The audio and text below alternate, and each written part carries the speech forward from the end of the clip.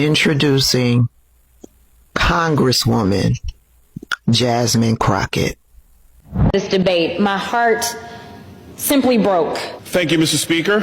I rise today in strong support of my bill, H.R. 4922, the D.C. Crimes Act.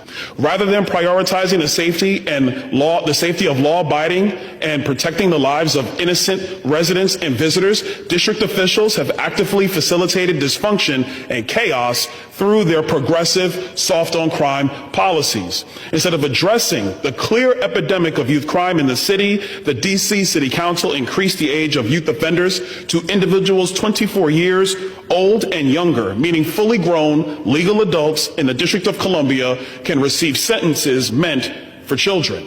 This is simply insane. And that is why I introduced the D.C. Crimes Act, which lowers the definition of youth from under the age of 25 to under the age of 18, removes the ability of judges to sentence youth offenders below mandatory minimum guidelines, and requires the D.C. Attorney General to establish a public website containing much needed statistics on juvenile crime in D.C. The Trump administration's efforts have shown that lawlessness is a choice. And it is time for Congress to step up, adhere to our constitutional duty, and firmly address crime in the nation's capital. Many people know me for being able to do alliterations, and all I could think about was amnesia allows adolescent accountability avoidance agility from across the aisle. So work with me for a second. Imagine being a young man born to Jamaican and Panamanian parents who messed up not once but twice. Imagine standing in front of a judge with your whole future hanging in the balance, and instead of prison, you are given a promise of mercy. Your record gets wiped clean. You get a second chance at life. Now imagine taking that promise and turning it into promotion. You go to college, you get a job, and even become a member of Congress. That's what redemption looks like. That's what America is supposed to be about. And that is exactly the story of the next wannabe governor from Florida.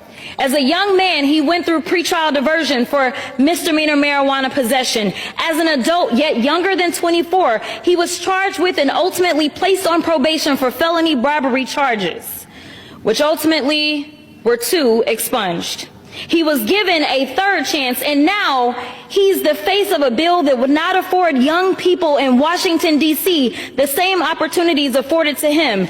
Let me be real. If he had grown up under Donald Trump's America or under the very D.C. crime bill he's pushing today, he wouldn't be standing here as a member of Congress.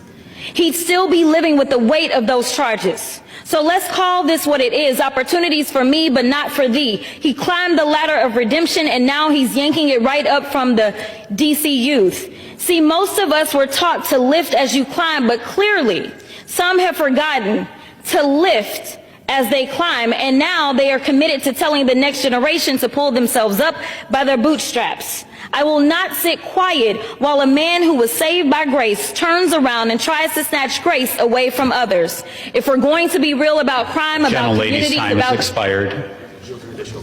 I'd like to yield for an additional minute, please. The gentlewoman is recognized. About second chances and even third chances, then it needs to start with us looking in the mirror and remembering that even the author of this bill has a story too before he tries to lecture D.C. on safety. And it would be complete hypocrisy to have, hypothetically, someone convicted of 34 felonies to lecture D.C. on what to do with youthful offenders who have been scientifically shown not to have fully developed brains under the age of 25, especially if said multi-count convicted felon was in his 70s when he was convicted. What would be his excuse?